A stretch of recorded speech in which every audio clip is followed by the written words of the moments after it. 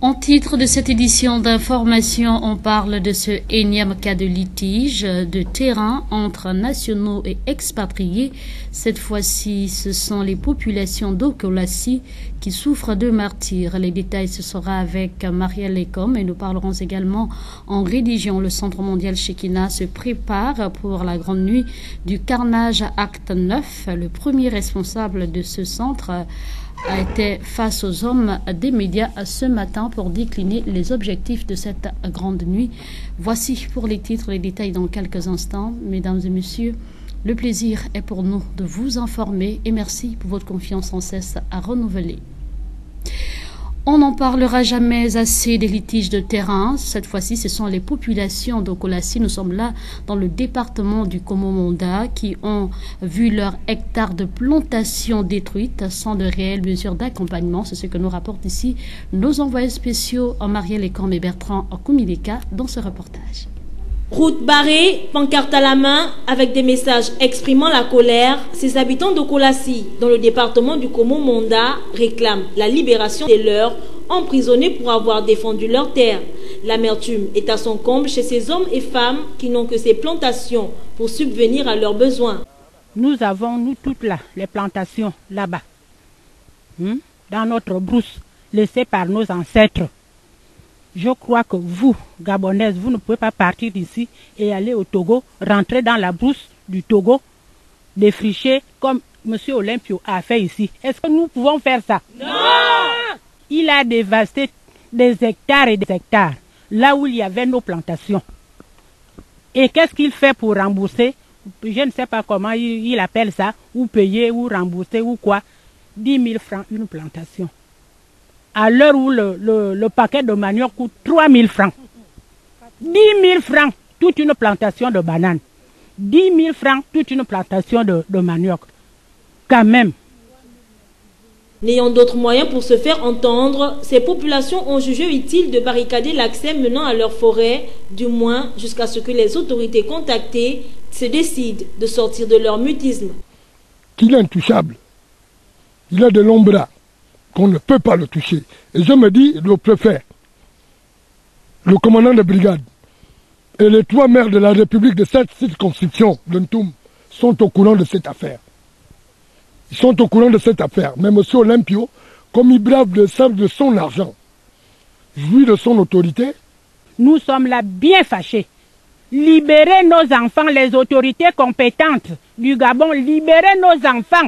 Ces litiges de terrain entre nationaux et étrangers sont devenus légion dans la cité et le silence des instances gouvernantes laisse planer quelques interrogations, mais comme le dit l'adage, qui ne dit mot, consent. Une situation qui met également en colère les notables de ce village qui entendent user de leur dernière énergie afin que ce problème revienne très vite à la normale. Nous les écoutons au micro de Marielle Lecom face à la caméra de Bertrand Kumileka. Moi, avec vous, mais moi-même, ça c'est mon village. Ils ont raison pour barrer ici. Quand on lui appelle comment? Quand Olympio est venu ici, monsieur le préfet était là présent, la préfecture, monsieur le maire était là présent, et les gendarmes étaient là présents dans chez nous ici comme au Mwanda. Mais pourquoi les enfants ils ont barré ici? Parce que tout ce que Olympio a fait ici, il part payer les hommes Ambrose, il a menti. Il a ravagé tout des plantations. Mais quand on ravage tout, on connaît dans le pays comme le Gabon, il y a une pagne qui s'appelle le drapeau. C'était pour nos parents, nos arrière-parents, nos grands-parents, nous tous, on les a vus ici. Il s'avère maintenant que M. Olympio, quand il arrive, il n'a pas de contact avec la population, des femmes, de nos maris. Il ne regarde personne. Il rentre dans la brousse. La route qu'Olympio accède aujourd'hui, c'est la route que nos maris, nos enfants ont créée. C'est une route privée. Quand Olympio arrive, Ils dévastent tous nos plantations. C'est plus qu'un aéroport. Il a dit qu'il avait un titre foncier. Le titre foncier n'existait pas. Ils sont allés partout, les enfants ont fouillé. Et c'est la raison pour laquelle que les enfants ont barré la route. Nous allons vivre comment? Ça fait plus de 2 ans que nous n'avons plus de plantation. Nous n'avons pas d'argent. Nous avons des enfants que nous devons pousser à aller à l'école pour qu'ils deviennent quelqu'un aujourd'hui. Mais ces enfants-là sont restés au chômage. Nous n'avons pas de moyens. Qu'est-ce que nous devons faire? Quand Olympio, en tant que Togolais, vient s'accaparer des biens du Gabon, est venu arracher tout ce qui nous revient, qu'est-ce que nous devons faire? Nous interpellons le président de la République qui nous a dit de retourner à la terre. Le retour à la terre, mais on n'a plus de terre. Qu'est-ce que nous devons faire? Le personnel de la main-d'œuvre non permanente des administrations publiques du pays réclame le paiement des allocations familiales depuis plusieurs jours à l'esplanade des services du Trésor public. Ce matin, il dénonce le mode opératoire utilisé par les responsables de ces administrations. Les précisions dans ce reportage de Frame Biogezo. Les images portent la signature de Yasser Nicolando. 7 trimestres d'allocations familiales impayées. La main-d'œuvre non permanente continue de tirer le diable par la queue. À ce jour, après des heures d'attente, aucune solution quant au dénouement de la crise n'est visible. D'autres langues avancent même l'hypothèse du paiement d'un trimestre. Qu'adviendrait-il du reste de la dette? Des interrogations qui laissent dubitatifs plusieurs de ces agents. Tourné dans la boue, on n'a aucune information fiable. Aujourd'hui, on nous fait comprendre que le premier trimestre 2017 qui serait payé. Mais que va devenir les 6 autres trimestres? Parce que c'est 7 trimestres d'impayés. Et 2 années d'allocation, 2 années de rentrée scolaire impayée. D'abord, les agents de la main-d'œuvre non permanente, ce que nous apercevons comme allocation familiale, c'est insuffisant, c'est insignifiant. C'est 7 000 francs par enfant. Celui qui a 2 enfants, tant mieux. Celui qui a un enfant, tant mieux. Et c'est payé par trimestre. Vous pensez pour 21 000 francs, on va faire tourner les gens en bourrique? 21 000 francs. Mais quelqu'un peut aller faire son bricole au quartier et puis trouver 21 000 francs.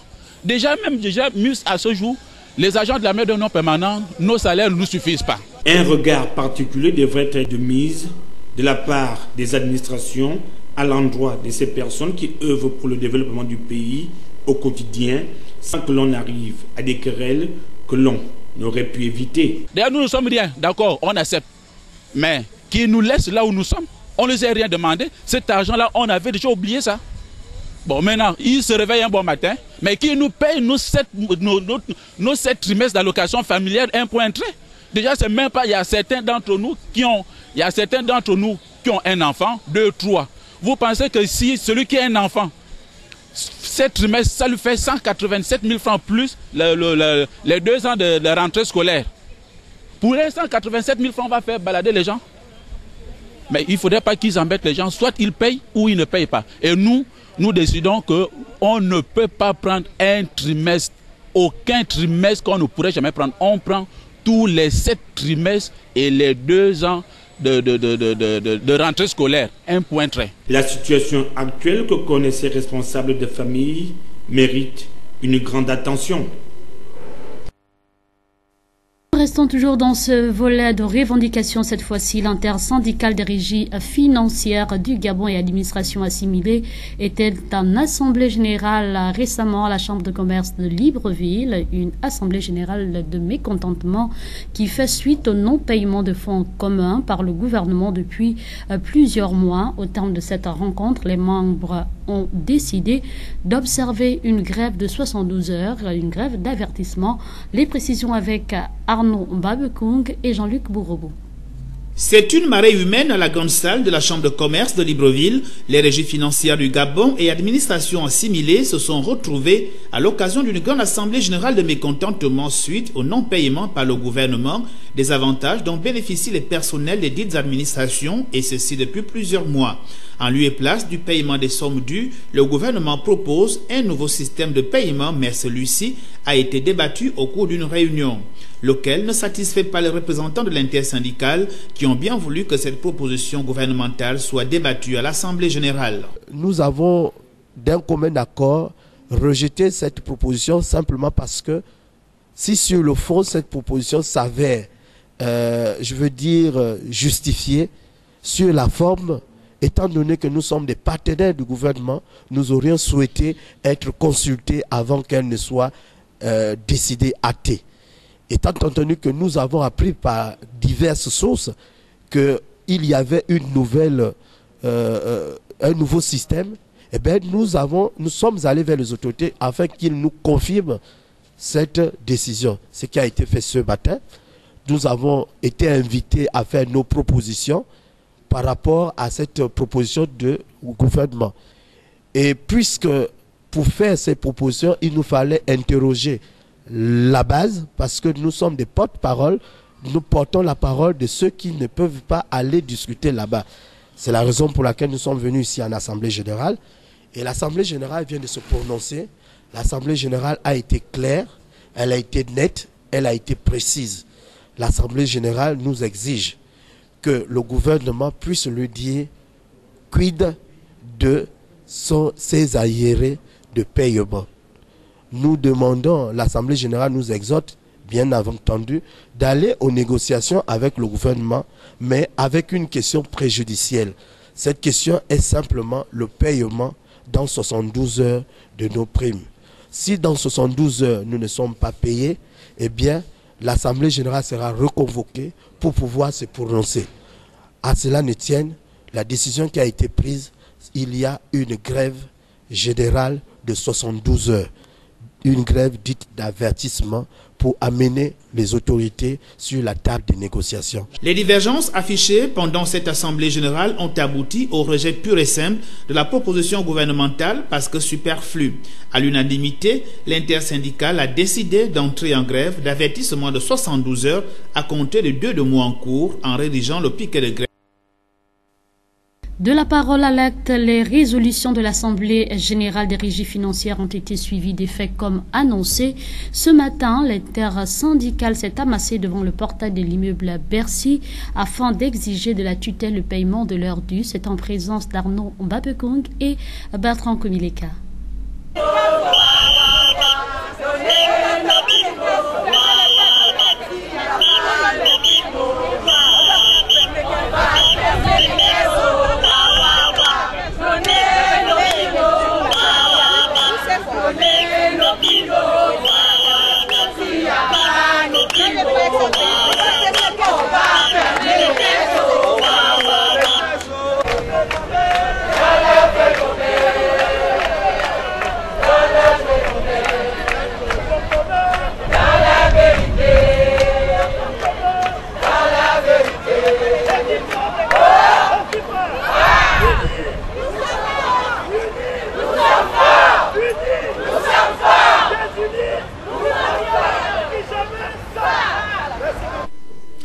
S'il n'y a pas les primes, on va fermer la caisse ou nous voulons les fonds communs dans la vérité, scandé ce matin les membres de l'intersyndicale des régies financières et administrations assimilées. Une situation consécutive à la décision de l'Assemblée générale tenue la veille d'observer un sit-in devant l'immeuble Bercy, symbole de la finance au Gabon. Mais seulement contre toute attente, c'est un portail de l'immeuble Bercy fermé et placé sous haute surveillance policière. À l'intérieur et au pied du bâtiment où il est tenu entre guillemets prisonnier, car l'interdiction de sortir de ce lieu lui étant faite en raison qu'il soit venu tôt, Ocilias, le porte-parole de l'intersyndicale, s'est tout de même prêté à notre micro. Nous avons, à l'Assemblée générale, pris la décision de rentrer en mouvement de grève de 72 heures. C'est une grève d'avertissement vis-à-vis de nos autorités par rapport à la décision de mettre en place un nouveau système de paiement chez nous, qui a été mis en place, conçu sans les partenaires sociaux que nous sommes. Et donc, au vu de cette frustration, l'Assemblée générale a dit nous n'acceptons pas ce nouveau système. Et deuxièmement, par rapport aux arriérés de nos primes, l'Assemblée générale nous a dit que nous ne pouvons rentrer en négociation avec les autorités que si ces arriérés sont payés. C'est la raison pour laquelle les camarades, les adhérents les agents de l'économie, du budget, c'est-à-dire plus précisément les agents de douane, du trésor, des impôts, des hydrocarbures, sont ici ce matin pour venir manifester avec l'ensemble des leaders pour dire que nous attendons que les autorités nous reçoivent, que les autorités ouvrent les négociations parce que le mouvement est lancé pour que l'on puisse se parler. Mais nous constatons pour le regretter que les autorités ferment les yeux. Le directeur de cabinet du ministre Imongo est venu fermer le portail du ministère de l'économie. Il a donné l'ordre aux policiers de nous empêcher de rentrer au ministère alors que nous n'avons fait aucun débordement. Nous voulons simplement faire notre sitting dans notre ministère, mais on veut nous pousser à commettre une faute sur la voie publique. Voilà comment on traite les agents. Voici comment on traite ceux qui se battent jour et nuit pour faire rentrer l'argent dans les caisses de l'État. Durant les 72 heures de grève d'avertissement, le piquet sera tous les jours à Bercy et au terme des 10-72 heures, le porte-parole renvoie les partis à leurs propres responsabilités. En d'autres termes, on comprend par là qu'il est fort à craindre que la grève s'enlise. Les problèmes de transport de marchandises sont l'une des origines de la vie chère au Gabon. À cela s'ajoute le non-respect des statuts et arrêtés ministériels. Foster Mbongo, président du FESIGAT, donne ici quelques éclaircissements au micro de Frambi Ugezo face à la caméra de Fleury à Seronda. On regarde un peu ce qui se passe au Sénégal et au Cameroun. Je crois que, comme vous l'avez si bien dit, un conteneur de 20 pieds, il est à 300 000. Un conteneur de 40 pieds, il est à 600 000. Et quand on regarde au Cameroun, un conteneur de 20 pieds, il est à 400 000. Un conteneur de 40 pieds, il est à 800 000. Or, au Gabon, un conteneur de 20 pieds, nous n'avons pas d'indice là-dessus. Mais un conteneur de 40 pieds va à 1 600 000. Donc, ce qui revient à dire qu'au départ du port d'Ovendo pour Petit Paris, vous avez 1 600 000. Mais je tiens à faire savoir aux téléspectateurs et aux hommes politiques qui suivent cette émission, plutôt ce journal autant pour moi, que la municipalité d'Ovendo aussi a une taxe sur le passage de ce conteneur dans la commune.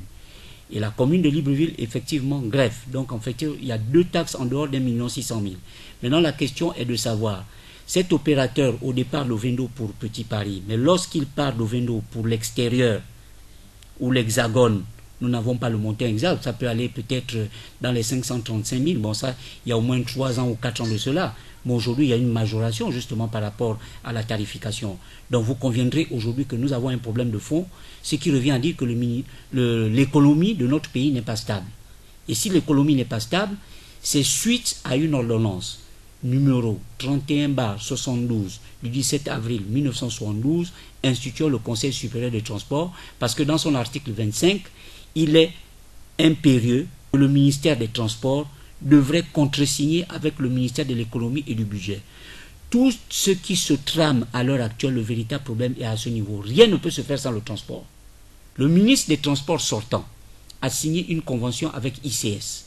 Or, en signant cette convention avec ICS, il aurait dû se conformer au décret 00126 dans son article 6 qui précise effectivement qu'il faut qu'il y ait un arrêté conjoint entre le ministère des Transports, le ministère de la Formation professionnelle et le ministère de l'Économie.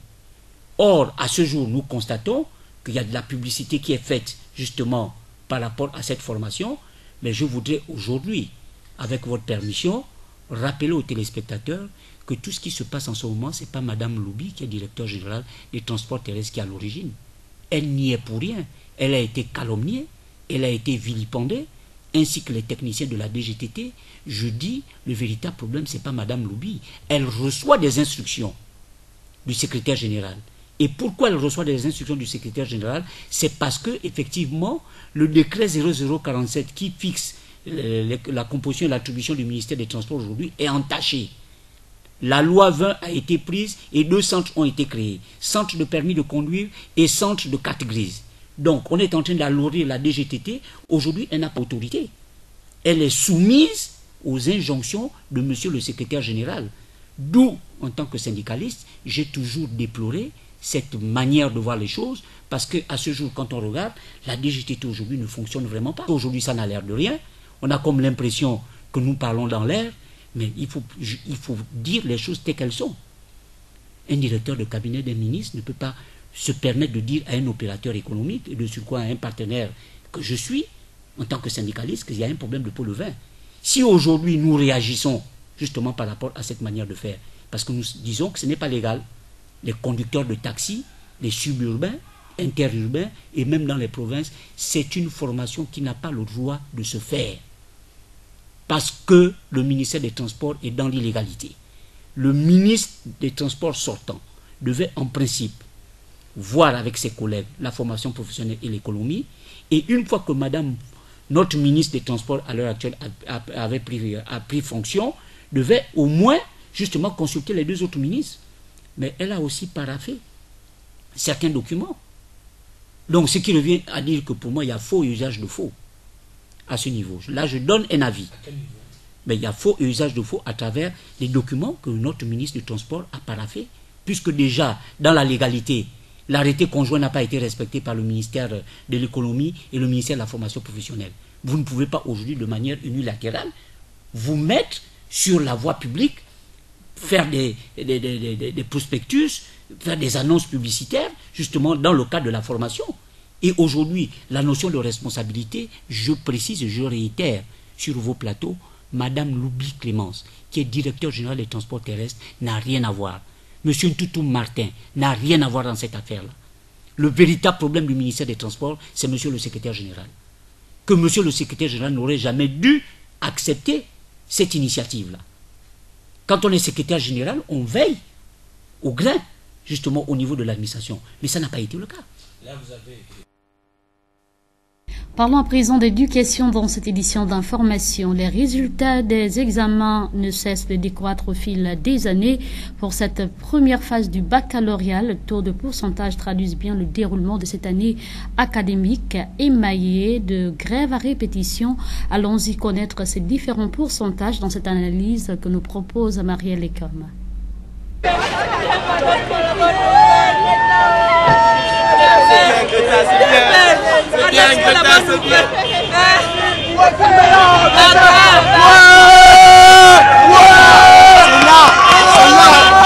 C'est là.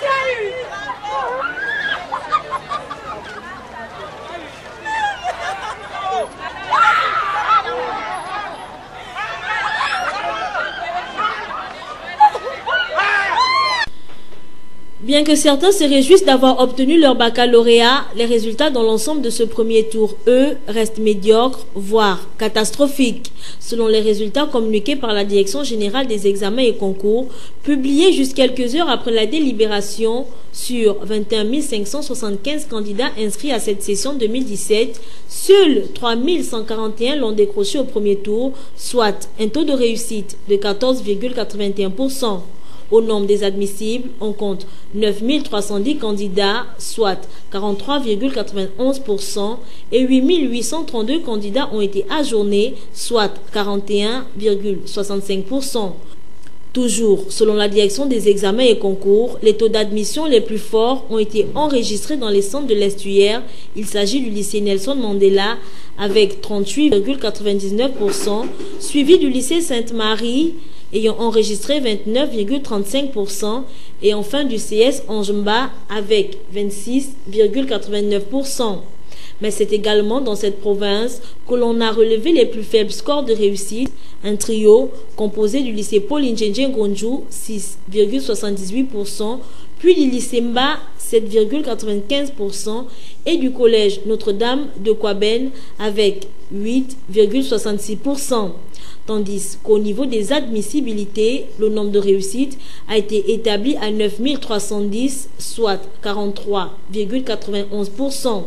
Et c'est dans la province du Walentem que le fort pourcentage a été enregistré, notamment au lycée catholique Monseigneur François Xavier Ndontuntum. Ces statistiques de la DGEC font aussi état de 8 832 ajournés sur 21 575 participants.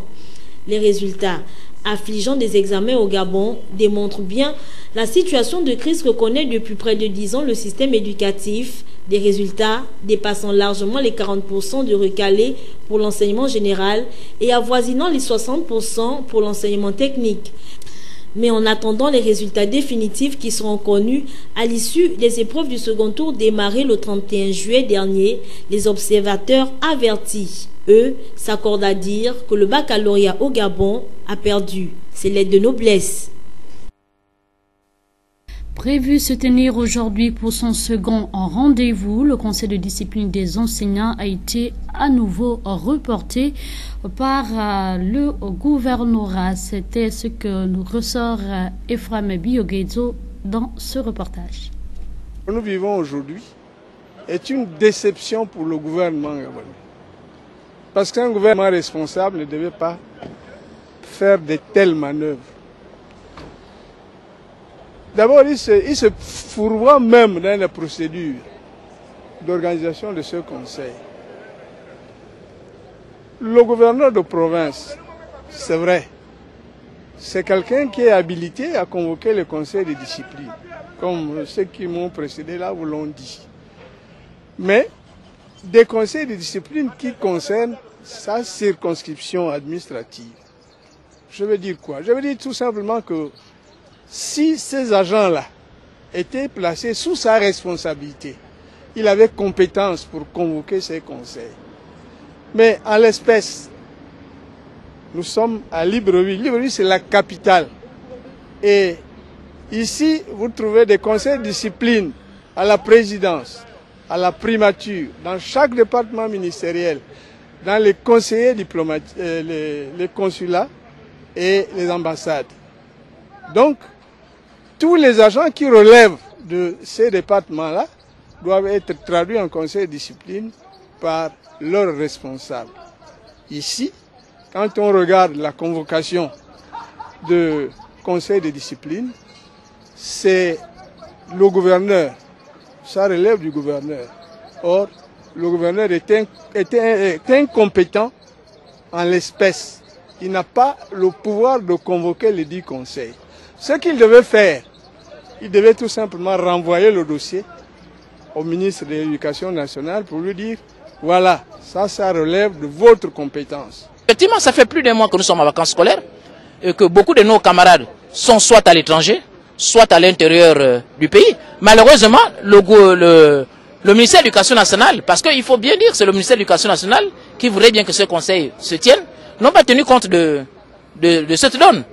C'est vraiment dommage, mais je pense que la réponse revient au gouvernement à travers le ministère de l'Éducation nationale et peut-être l'autorité qui a été retenue pour présider les 10 conseils, donc le gouverneur de la province de l'Est, parce que les enseignants aujourd'hui, depuis plus d'un mois, sont en vacances. Donc ceux qui sont à l'intérieur du pays, je ne sais pas par quels moyens vont-ils les joindre. Ceux qui sont à l'étranger, je ne sais pas par quels moyens vont-ils les joindre. Ceux qui sont emprisonnés, je ne sais pas par quels moyens vont-ils les joindre. Je suis victime de la politique en place. Figurez-vous que quelqu'un se trouve en prison, mais malgré cela, son chef de service l'envoie une convocation. C'est une façon d'embêter les gens. Et je ne figurais pas dans les premières listes qui concernaient les dossiers des gens qui venaient en conseil de discipline.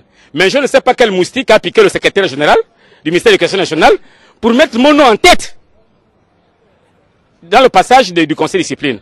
Donc il y a une volonté manifeste de nuire aux responsables syndicaux que nous sommes. Et je rappelle que les responsables syndicaux, nous sommes des travailleurs protégés. Et nos absences sont dues à nos responsables.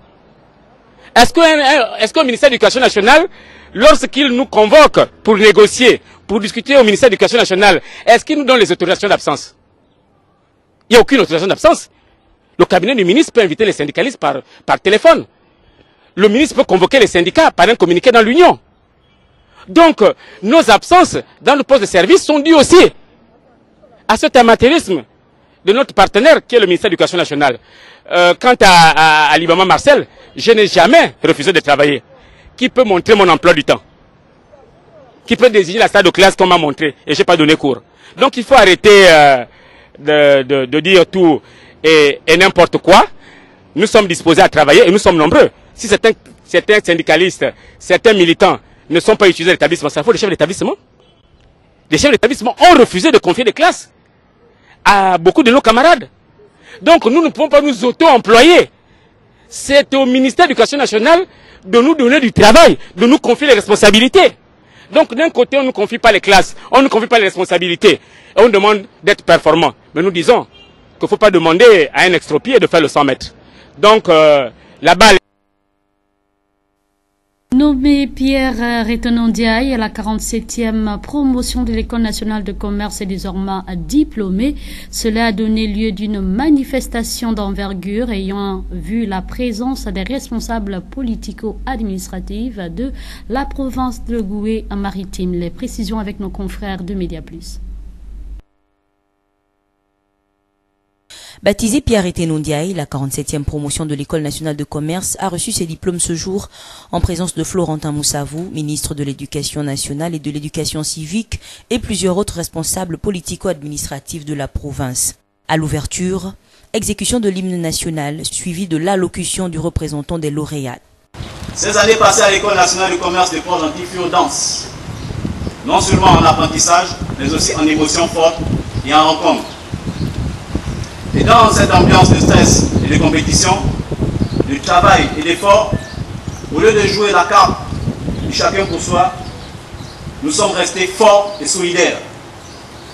Pour cela, nous pouvons être fiers de ce diplôme et de notre formation qui nous a donné des atouts importants pour notre vie professionnelle. La directrice de l'établissement adressera un message aux parents des deux étudiants qui n'auront pas eu leur diplôme ce jour. À propos de deux élèves qui n'ont pas pu soutenir, je lance un cri de cœur à l'endroit des parents et aussi des autorités administratives, notamment les mairies, afin que des dispositions idoines soient prises dans l'optique d'éviter la répétition d'une telle situation. Le parrain, pour sa part, prodiguera quelques conseils aux impétrants, désormais face à d'autres défis. L'obtention d'un parchemin n'est pas une fin en soi. Au contraire, ce n'est qu'un élément parmi tant d'autres permettant votre passage à la vie professionnelle. Mais sachez que dans les difficultés, vous devez y voir des opportunités. Et cela en faisant preuve de beaucoup de courage, de persévérance, d'abnégation et en un mot de résilience. Devant les multiples difficultés que connaît le secteur éducatif, le ministre fera cette adresse. En tant que premier responsable de ce département ministériel en charge de l'éducation nationale, je voudrais vous rassurer tous de l'attention toute particulière portée sur le devenir de l'école gabonaise par le gouvernement et plus singulièrement par le président de la République, chef d'État, son Excellence Ali Bongo Ondimba. Ils sont 20 au total qui ont reçu leur parchemin ce jour, en plus des cadeaux pour le collège des majors. Pour immortaliser l'instant, la traditionnelle photo de famille s'est imposée. Et en religion, en prélude à la 9e édition de la Grande Nuit du Carnage, le révérend Dr Lumba Dinga, leader du Centre mondial Shekina, était face aux hommes des médias ce matin dans le cadre d'une conférence de presse. Les précisions dans ce reportage mis en image par Mosconi Ngonba. L'heure est désormais au dernier réglage de la 9e édition de la Grande Nuit du Carnage avec pour thème « Feu à volonté » qui aura lieu le vendredi 4 août 2017 de 18h à 6h du matin au gymnase de Lumi. Cet événement qui a pour but de rassembler les forces vives de la nation, chacune dans son domaine de compétences, tout en hâtant l'accomplissement de la promesse de Dieu sur notre pays. À cet effet, le révérend Dr Lumba Dinga, visionnaire de ce grand rassemblement du corps de Christ au Gabon, était face à la presse ce matin où il s'est prêté aux questions des journalistes. Du 5e arrondissement de la commune de Libreville, tout le monde connaît. C'est tout le monde qui est invité, c'est tout le monde qui est attendu. Ce sera l'opportunité pour nous de nous attraper main dans la main, de crier vers le Père, afin de rappeler le souvenir du Gabon, de rappeler la promesse, de rappeler ses alliances et de rappeler la place tout à fait prépondérante de cette nation dans le cœur de Dieu, afin que ce à quoi nous aspirons tous, les différents héritages légués par les pères fondateurs de cette nation, soient non seulement maintenus, mais que davantage, au Gabon, ils fassent un peu plus bon vivre. Voilà. La Bible déclare « Recherchez le bien de la ville dans laquelle je vous ai envoyé en captivité, car votre bonheur en dépend. » C'est fort de cela que le révérend Dr Lumba Dinga ne cesse d'interpeller les uns les autres à la prise de conscience collective. Attention, lorsqu'on parle d'un concept, ce n'est qu'une idée de l'esprit qui n'est peut-être pas toujours en accord avec une espèce de vision. La vision fondamentale, et d'ailleurs l'enjeu principal, c'est de rechercher le bien-être de la ville dans laquelle nous avons été amenés en captivité. Notre ville à nous, c'est le Gabon, notre pays, parce que nous croyons que notre bonheur en dépend. Nous rappelons que ce n'est pas un rassemblement politique, ce n'est pas un rassemblement à incitation politique ou encore à une espèce de révolte contre les institutions établies. C'est plutôt une rencontre qui vise essentiellement le fait pour nous de fédérer les forces vives de la nation. Il a par la suite décliné la particularité de cette 9e édition en termes d'orateurs. 2 orateurs locaux, nationaux, que nous n'avons pas toujours eu le privilège d'avoir écoutés. Pendant longtemps, nous avons pensé qu'à la fois nous associons des orateurs locaux et des orateurs internationaux. Cette nuit aura pour particularité que tous ceux qui défileront sur l'estrade ne seront que des orateurs nationaux dans la mesure du poids tout à fait particulier de ces hommes et de ces femmes qui portent une responsabilité majeure sur le plan national. Je crois que ceux qui ne connaissent pas ces hommes auront le privilège de découvrir les valeurs, les véritables valeurs humaines de la nation gabonaise. Je vous encourage à venir massivement parce que vous ne serez pas déçus. Le peuple gabonais d'origine comme d'adoption est attendu à ce rendez-vous exceptionnel. Au cours de cette conférence de presse, il a décliné le programme de cette 9e édition de la Grande Nuit du Carnage. Nous l'écoutons face à la caméra de Mosconi Nganba. L'heure est désormais au dernier réglage de la 9e édition de la Grande Nuit du Carnage avec pour thème « Feu à volonté » qui aura lieu le vendredi 4 août 2017 de 18h à 6h du matin au gymnase de Lomé. Cet événement qui a pour but de rassembler les forces vives de la nation, chacune dans son domaine de compétences, tout en hâtant l'accomplissement de la promesse de Dieu sur notre pays.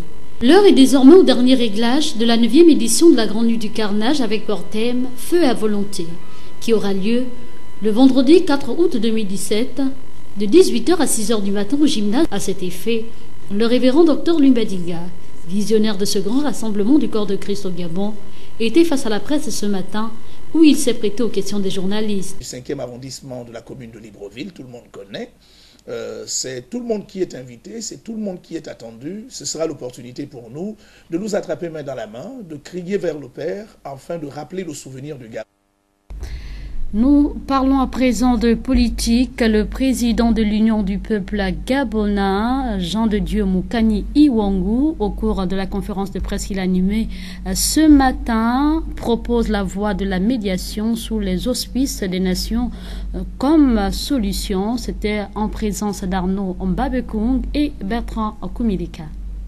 Devant la presse ce matin, le président de l'Union du peuple gabonais, Jean de Dieu Moukani Iwangu, a présenté un agenda de sortie de crise afin, dit-il, que le vice ne l'emporte plus sur la vertu. Un agenda de sortie de crise structuré en 2 actes, 1 et 2. Le premier porte sur les termes de référence, alors que le second sur le protocole de sortie de crise, soit un document de 12 pages. Pour le président de l'UPG, l'élection du président de la République du 27 août 2016 a été entachée des irrégularités évidentes en reprenant ainsi la formule de la mission d'observation des élections de l'Union européenne. Et pour sortir de la crise qui s'en est suivie, il propose la voie de la médiation. Aujourd'hui, l'image du pays est totalement abîmée dans le concert des nations. La parole publique a perdu toute autorité. Les corps intermédiaires oscillent entre la dénonciation et le pourrissement. Le peuple affiche haut son refus. Et très grave, les dépositaires de l'autorité de l'État sont désormais pris en cible. Nous pensons qu'il y a péril dans la demeure et qu'il est urgent d'agir. De notre entendement, ce tableau symptomatique d'un pays en crise qualifie tous ses fils à la recherche de la solution. 2 dialogues ont été organisés par chaque chapelle politique avec de grandes promesses d'avenir qui s'inscrivent certainement dans le temps, mais qui n'ont aucune prise sur la réalité quotidienne. Pour leur part, les militantes et les militants de l'Union du peuple gabonais ont proposé à l'ensemble de la classe politique le recours à une procédure de médiation placée sous les auspices de l'Organisation des Nations Unies. Aujourd'hui, j'ai tenu à échanger avec la presse sur la pertinence de cette voie originale, préférée parmi tant d'autres bien sûr. Revenant sur l'historique de cette crise, le président de l'UPG a désigné le président de la CENAP comme responsable à cause du rôle qu'il aurait joué en faisant fi des procès-verbaux sortis des urnes, préférant plutôt établir une fiche de résultats, ce qui, à ses yeux, permet de conclure que le pays n'a pas désigné un chef de l'État. La voie de la médiation permettra ainsi de mettre en place un gouvernement de transition tripartite, pouvoir, opposition et société civile, le temps de consolider les instruments de démocratisation. Nous restons toujours en politique, cette fois-ci du côté du Port-Gentil. L'association Nouvelle Dimension a effectué sa première sortie officielle en présence de Marc Tchongo, parrain de ce groupe de femmes. Les précisions avec nos confrères de Média Plus. L'association Nouvelle Dimension, œuvrant pour l'entraide et le bien-être familial, a effectué sa première sortie le week-end écoulé en présence de Marc Tchongo, parrain de ce groupement de femmes.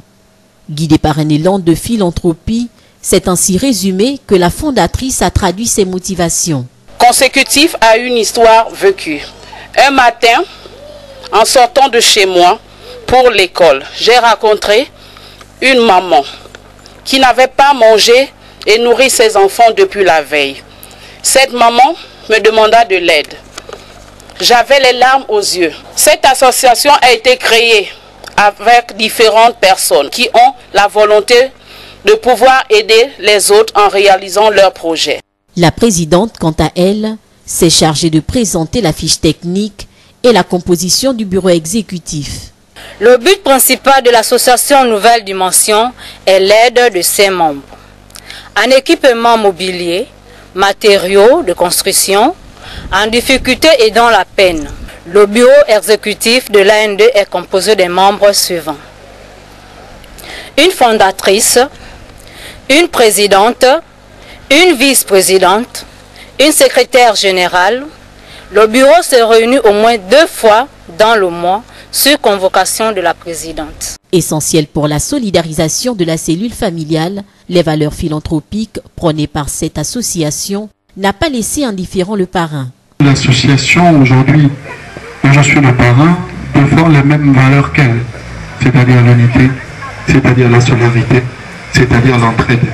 C'est des valeurs que défend aussi ma famille. Voilà pourquoi j'ai accepté d'être parrain de cette association. Invité d'honneur pour cette cérémonie, l'honorable Gabriel Tchongo a conclu par cette maxime. Je dis à mon fils, il faut aimer les autres. Parce que si vous avez trouvé les bouts de pain sur la table, nombreux n'ont pas. Mais si on peut partager avec les autres, c'est bien. Je dis à mon fils simplement de rester fidèle à cet engagement. Parce que malheur à celui qui s'enrichit et qui trompe indéfiniment les autres. Une nouvelle association qui, soulignons-le, vient élargir les rangs des défenseurs des nécessiteux avec pour cheval de bataille l'amour du prochain. En sport, nous parlons de l'état d'avancement des travaux du complexe sportif de handball et du stade omnisport Président Bongo qui, lui, connaît quelques perturbations. Yasser Nicolandon, Mosconi Ngolba. Les travaux du complexe sportif qui devait abriter la Coupe d'Afrique des Nations de handball en 2018 avancent à bon train. C'est du moins ce qui en ressort de la dernière visite du ministre des Sports sur les lieux. Ici, les murs sortent des terres. La société adjudicataire des travaux est bien déterminée à livrer les travaux du complexe dans les délais. Les Panthères, version handball, seront-elles capables de répondre aux attentes du public sportif gabonais et des moyens mis afin de réaliser ce chef-d'œuvre? Là sont autant de questions qui taraudent l'esprit de bon nombre de fans et de l'ensemble du peuple gabonais. Au regard des échecs obtenus dans d'autres disciplines, notamment le football, et de la mauvaise pratique du championnat national de handball sur le plan local. Vous savez, l'expertise chinoise, elle est avérée dans ce pays. Vous savez comment les Chinois travaillent avec une capacité, une mobilité, un peu de technologie qui fait en sorte que les travaux avancent à bon terme. Et nous pensons que les travaux peuvent être livrés dans les délais. Parce qu'avec le rythme et la vitesse du travail, nous sommes quand même un peu satisfaits de l'avancement des travaux. Le sport développe un peu le pays. Vous savez que cette infrastructure est la bienvenue parce qu'il y aura ici des événements qui vont se dérouler dans ce complexe sportif en fait. Donc c'est la bienvenue. À quelques accablures de la construction du complexe sportif de handball se trouve le stade mythique, le stade Omnisport Président Bongo, qui lui traîne dans sa livraison aujourd'hui à plus de 7 ans de travaux.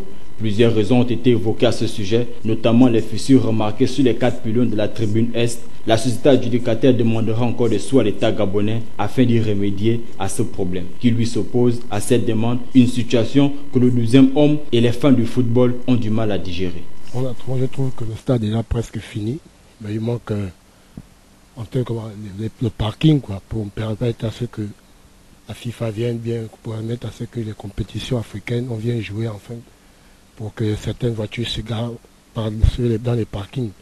Bon, maintenant, comme il n'y a pas encore les parkings, raison pour laquelle vous voyez le stade complètement bloqué, il n'y a pas d'avancement, il n'y a pas de travaux, il n'y a même pas de travailleurs. Juste, comment on appelle ça, un service minimum qui est là pour surveiller le stade. C'est un peu ça, quand ce stade me manque beaucoup. Il manque beaucoup à la population gabonaise. Vous avez remarqué pendant la Coupe d'Afrique, les 2 Coupes d'Afrique qui sont passées au Gabon, bon, ce stade, il y a plein d'ouvertures. C'est-à-dire que vous pouvez venir d'un lieu à un lieu, vous pouvez quitter du 12, vous n'avez pas peur de repartir chez vous parce qu'il y a plusieurs sorties. Par contre, le stade d'Amitié, il n'y a pas vraiment de sorties, il n'y a qu'une seule entrée et une seule sortie. Donc c'est pas facile que beaucoup de gens aillent au stade d'Amitié aller suivre, disons, le foot, quoi. Il serait donc nécessaire de mettre en fonctionnement toutes ces infrastructures pour un pays dont le sport est une passion et pour le bien-être des athlètes sur le plan local. Et avant de nous quitter, votre rubrique Expression libre, voici la question qui vous a été posée. Quelle analyse faites-vous des résultats du premier tour du baccalauréat? Les avis des uns des autres au micro de Léa Matitabissa et Mosconi Ngonba. Les résultats du premier tour au bac, les 14% ne sont tout autre que le reflet du système académique gabonais. C'est 14% de médiocrité pour ceux-là qui ont organisé, qui ont validé cet examen. J'entends par cela le gouvernement, j'entends par cela les enseignants et les parents d'élèves qui ont cautionné le fait que leurs enfants, dans des conditions de préparation minables, 2 mois de cours sur 9, partent composer à cet examen. Donc c'est simplement une honte de voir un pays comme le Gabon, autrefois qui brillait par des résultats assez excellents, revenir à ce niveau avec des résultats aussi minables, aussi médiocres pour prêter l'expression de l'Union. C'est simplement une honte. Et ça doit attirer l'attention et interpeller tout le monde. Vous pouvez me donner votre analyse sur les résultats du bac? Pratiquement à mon niveau, selon les résultats lus dans les journaux, je vais dire, donc le résultat a été médiocre cette année, simplement à cause des grèves qui ont été cette année dans le pays, c'est tout. Mais sinon, on peut quand même être favorable pour ceux qui ont eu le bac. Oh, j'espère que le bac de cette année, s'il n'a pas de valeur, sans te mentir, c'est un bac. Il y a eu des perturbations durant toute l'année scolaire, mais je ne sais pas si ce bac a la valeur, quoi. Sincèrement, moi je vois qu'il fallait même il devait même annuler même ce bac-là. Aujourd'hui, le pourcentage dans les établissements, il n'y a pas assez. On ne sait pas, tous ces élèves-là sont bêtes ou les élèves-là ont travaillé, on ne comprend pas. Je ne sais pas pourquoi il y a moins d'admis dans chaque établissement. Je ne me retrouve pas par rapport aux résultats dans les 9 provinces du Gabon. C'est comme vous voyez, tout le monde essaie de se poser des questions. Ils ont parlé la dernière fois de 14%, ce qui n'est pas normal. Donc ça veut dire que les torts sont partagés. Les syndicalistes, ils ont raison quand ils réclament certaines choses. L'État aussi a raison. Donc il faut vraiment s'asseoir, les deux camps doivent s'asseoir pour voir comment faire. Parce que ce sont nos enfants, nous, qui payent. Vous savez, depuis un certain nombre d'années, l'éducation au Gabon est un peu marginalisée. Vous voyez, par rapport aux premiers résultats, qui sont légèrement satisfaisants, espérons que le deuxième tour va apporter un peu plus. Non, j'ai pas fait le bac, désolé. En tout cas, pour ce que ma soeur m'a dit, elle m'a dit que c'était facile, mais pour certains, c'était quand même difficile. Bon, d'après ce que j'ai vu, quoi, bon, plusieurs personnes ont gagné, mais d'autres n'ont pas gagné en tant que telles. Mais en tout cas, c'était bien dans l'ensemble. Je pense que l'analyse que je pourrais faire, je trouve que ce bac il est normal parce que les enfants ont travaillé durement pour l'obtenir. Donc ceux qui ont pu obtenir ce baccalauréat, vraiment je les félicite déjà parce que l'année n'était pas facile. Alors c'est un bac normal, pour moi. C'est vraiment normal ce bac. C'est sur cette note que se referme cette édition d'information. Les cadres étaient assurés par Bertrand Koumileka, la réalisation par l'incontournable David Mitola. Merci pour votre fidélité et bonne suite de programme sur TVS, la télévision qui voit toujours plus loin.